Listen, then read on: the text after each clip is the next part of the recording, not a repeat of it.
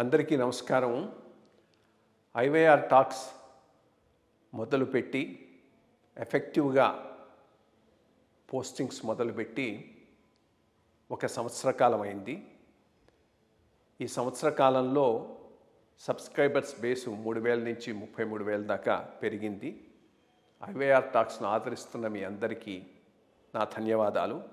భవిష్యత్తులో కూడా ఇదే రకంగా ఐవైఆర్ టాక్స్ని మీరు ఆదరిస్తారని ఆశిస్తూ ఉన్నాను. Thank you. నమస్కారం కృష్ణారావు గారు. ఐవైఆర్ టాక్స్కి పునఃస్వాగతం.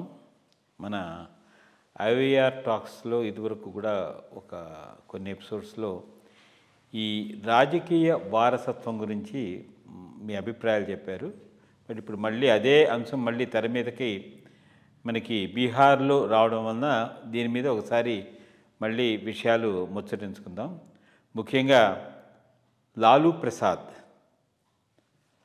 వాళ్ళ ఇంట్లో ఆడపిల్లలందరూ స్ట్రైట్ వాకౌట్ చేసి బయటకు వచ్చేసారు. బికాజ్ వాళ్ళకి ఆ పోకడలు నచ్చలేదు. అంటే ది వే ఇన్ విచ్ వాళ్ళని ట్రీట్ చేయడం కానీ ఇది కానీ. సో అందులో ఏ అమ్మాయి అయితే లాలూ ప్రసాద్కి కిడ్నీ ఇచ్చిందో ఆ కిడ్నీని బ్యాడ్ కిడ్నీ అనడము ఇట్లాంటివన్నీను, and the way in which వాళ్ళు బిహేవ్ చేయడం అంతా కూడాను నచ్చగా వీళ్ళు అంటే ఇప్పుడు కొడుకుకి సంప్రదించాల్సింది కూతురికి రాలేదనే ఉద్దేశంతో వాళ్ళు బయటకు వచ్చేసారు. ఇలాంటి ఉదంతాలు మనం తమిళనాడులో కూడా చూసాము. ఎవరు వారసత్వం పొందుతారు, స్టాలిన్ వాళ్ళ బ్రదర్ మధ్య. అట్లాగే ఇప్పుడు మరి ఇక్కడ తెలంగాణలో కూడాను టీఆర్ఎస్లో కూడాను అదే జరుగుతోంది. మనకి వైఎస్ఆర్సీపీలో కూడా అది కాన్ఫ్లిక్ట్ వచ్చింది. సో ఈ వారసత్వ రాజకీయాలు అనేవి మొత్తం అంతా అంటే ఎక్సెప్ట్ బీజేపీలో ఎక్కడో ఉంది కానీ బట్ ఒక మెయిన్ ఇదిగా లేదు. ఇన్ఫ్యాక్ట్ మనము చూసుకుంటే నితీష్ కుమార్ కూడా వారసత్వం అనేది ఏమీ లేదు బీహార్లో. చక్కగా ఒక 20 ఏళ్ళు మరి చీఫ్, ఐ థింక్ మోడీ తర్వాత ఆయనే లాంగెస్ట్ చీఫ్ మినిస్టర్ అవుతారనుకుంటాను రేపు వచ్చిన తర్వాత. సో అట్లాగా మరి ఈ వారసత్వ రాజకీయాలు అంటే మనకి ఇక్కడ ఉంది, ఆంధ్రప్రదేశ్లో కూడా ఇప్పుడు రామారావు గారు, చంద్రబాబు నాయుడు ఇట్లాగ మొత్తం అంతా వారసత్వాలు ఇవన్నీ చూస్తున్నారు. అంటే మనిషిలో ఒక విధమైనటువంటి క్యాపబిలిటీ ఉండి తను చేయగలను అని అన్నప్పుడు అది నిలుస్తుంది, లేకపోతే ఇవన్నీను ఫెయిల్ అవుతున్నాయి. సో ఈ వారసత్వ రాజకీయాల మీద ఒక చిన్న వివరణ. పరివారంలో యుద్ధం సరే, ఇది కొత్తది కాదు, మొదటి నుంచి ఉన్నది. కారణం ఏమై ఉంటుంది అది కూడా ఆలోచిద్దాం, ముందు చూద్దాం. ఎందుకంటే వారు కొత్తది కాదని ఎందుకంటున్నానంటే ఎక్కడైతే వారసత్వం ఒకళ్ళకే ఉండిందో అక్కడ యుద్ధాలు లేవు.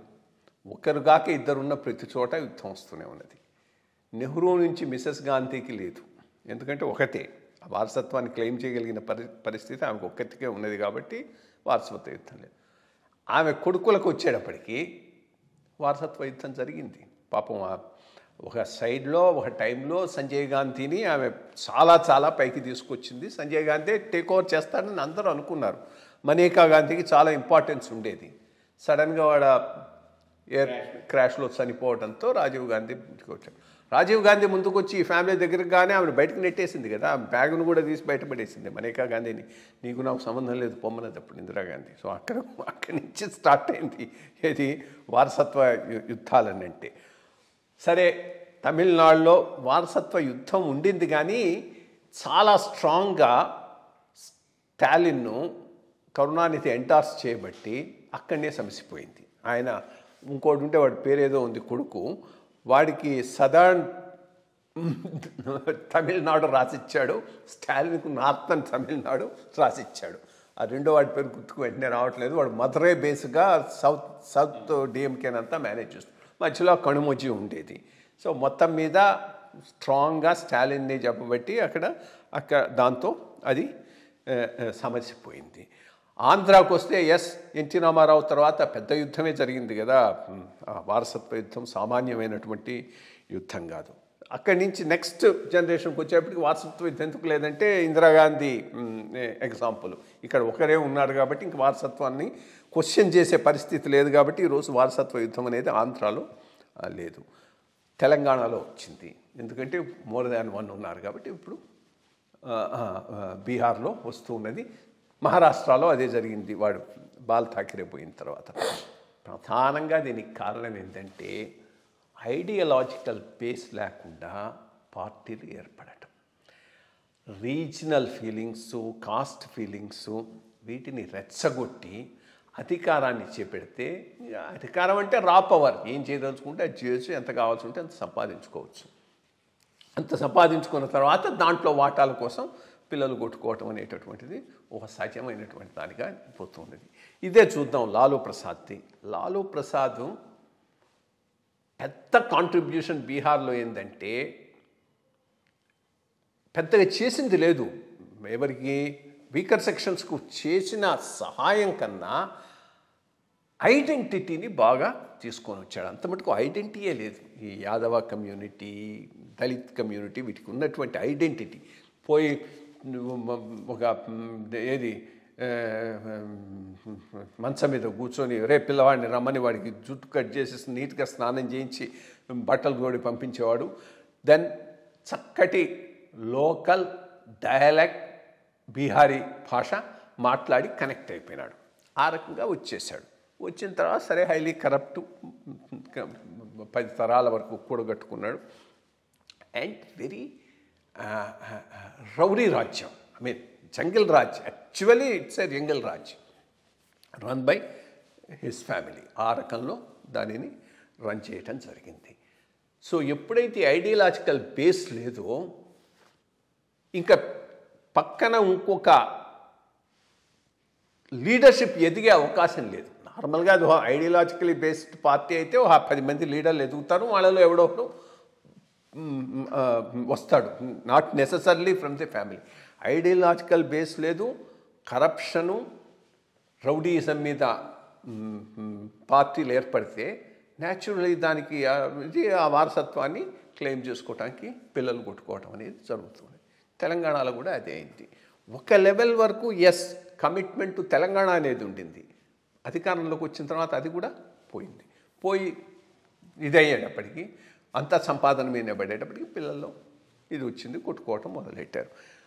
బేసిక్గా అదే సిద్ధాంతపరంగా ఏకమైన వాళ్ళు రాజకీయాల్లోకి వస్తే ఇటువంటి సమస్యలు ఉండవు.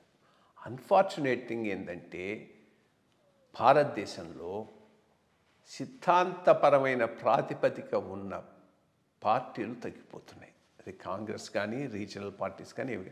సిద్ధాంతాన్ని ఎంతవరకు తెస్తున్నారు? రెచ్చగొట్టి వాళ్ళ అధికారాన్ని గట్టి చేసుకోవడానికి తెస్తున్నారు కానీ సిద్ధాంతాన్ని అమలు చేయడానికి ప్రజల కోసం కాదు.